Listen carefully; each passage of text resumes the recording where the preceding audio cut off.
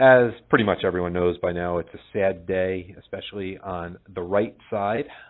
Today is, and conservative media, huge loss with the passing of Roger Ailes after a fall today.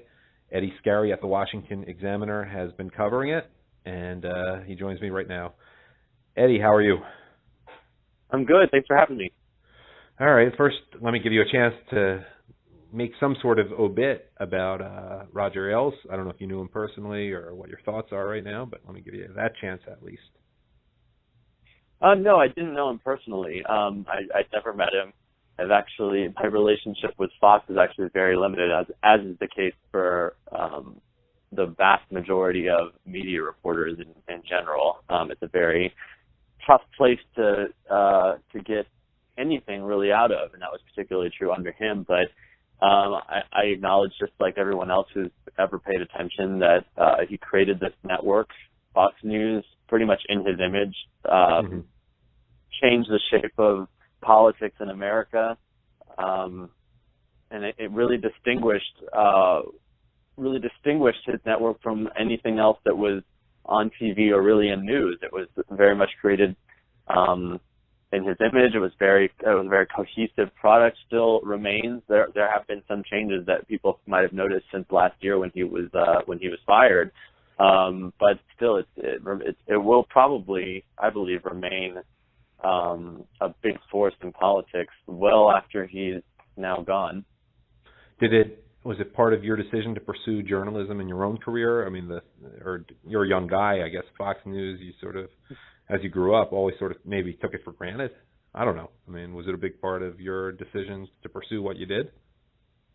Well, I personally came in journalism really late in terms of seeing that as the way I wanted to go. But in a way, you could say it is because of him, because the way it kind of happened was I was a sophomore in college. I was actually pursuing kind of like a PR role. That was what my major was. And I remember just over the summer, the freshman going into my sophomore year, I happened to watch. My dad actually happened to be watching Fox News, and it was the O'Reilly Factor. I paid attention to it, and I thought, he's really good at what he does, and I find these topics interesting, and it's interesting that they can take something that could otherwise be boring and make it, engaging and really capture you and be gripping in kind of ways. And I think that was kind of how I fell into more so politics, but realized I wanted to be involved without actually being in politics. So what's the next best way is journalism. But I think that is there are other things at work there, but really the thing that Roger Ailes did was make politics super exciting for people that are sitting at home. The thing with Fox is that, he did this, the graphics, the sound effects, the people who are excellent communicators on TV. It's a show. I forget who was saying this earlier, but somebody said it on social media that what Roger Ailes did was marry Hollywood to politics and to TV news. And I think that there's a lot of truth to that. I mean, he put together a very visual product that was just fun to watch. You're avoiding saying the obvious, and we won't go any further than this. He put a lot of pretty girls on there as well, of course. Also true, yes. Yeah, no one's going to deny that. What have been the best tributes you've heard? The ones you covered were that former President George, was it H.W. Bush, and also the one on air by Shepard Smith. What have been the best things you've been hearing today in terms of coverage, just as we remember him and his legacy?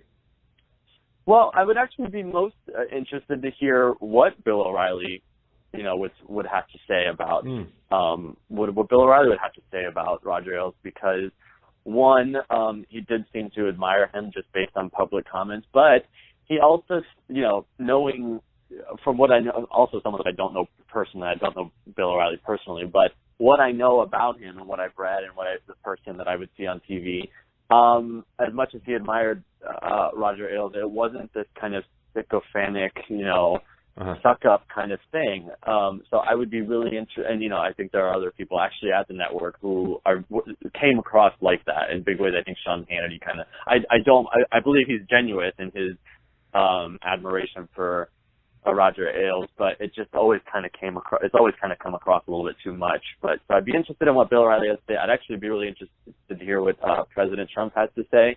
But I did watch. I did watch the tribute that Shepard Smith just gave, I guess, at like 3:00, and that was pretty moving. I mean, he did cry, and he spoke about it, and right. And I mean, over the last. I guess maybe going back about 3 or 4, probably back to like 2012 or so, was when it really was becoming public, thanks to that now defunct website, Gawker.com. It was becoming really public that Shepard Smith was gay, that he had a boyfriend, and, to have this really prominent figure at what was, the total antithesis to liberalism and social liberalism. And you had one of their most prominent anchors, a gay man, who had a close, by his own account, a very close relationship with Roger Ailes, someone he felt like was a father figure, someone who told him he loved him, and encouraged him all the time. I mean, that was pretty moving to watch. Yeah, and I hadn't realized how personally involved Ailes was in the hiring of Shepard Smith and just building up his confidence when he started out over there, and including recruiting him from Denver. I just thought that was very interesting, and the sort of personal touch in the tribute Shepard Smith gave. Has Megyn Kelly said anything yet? I'm just curious if we've heard from her. I haven't seen anything on that, and that is probably business decision oriented on NBC's behalf, because I know she is expected to go, to be, she's still got her thing working out with them, and I suspect that has something to do with it. Though I wouldn't be surprised if she said something soon. But and what you said about Roger Ailes being personally involved, I mean, in terms of like the hiring of people at Fox, I think that's especially true for people who were there from the beginning. And I believe Shepard Smith was one of the people that was there very early on, and it was. Roger has hired these people, and many of them, you actually will hear a lot of them say that they felt like he took a big risk on them because, it's a brand new network, and, they may not have the most experience. But something that I've always thought was interesting, I haven't read the whole thing, but not too long ago I bought the Roger Ailes book that's You Are the Message. And it's a communications book, it's a self-help book, but for people who, not just journalists, but anybody who wants to become a better communicator across like any medium. And it's really fascinating to read. But something that I always found interesting in there is he talks about just really be yourself on TV. And if you're on TV, or be yourself in front of people. Don't be afraid of people making fun of you. And I think that's one thing that you see, that you have seen on Fox, that you really didn't see too often on the other networks. It was people like, that may not actually be necessarily that good looking, but they were good on TV because they came across as themselves, and he seems to have a real eye for that. Great point. All right. What's your Twitter again, Eddie?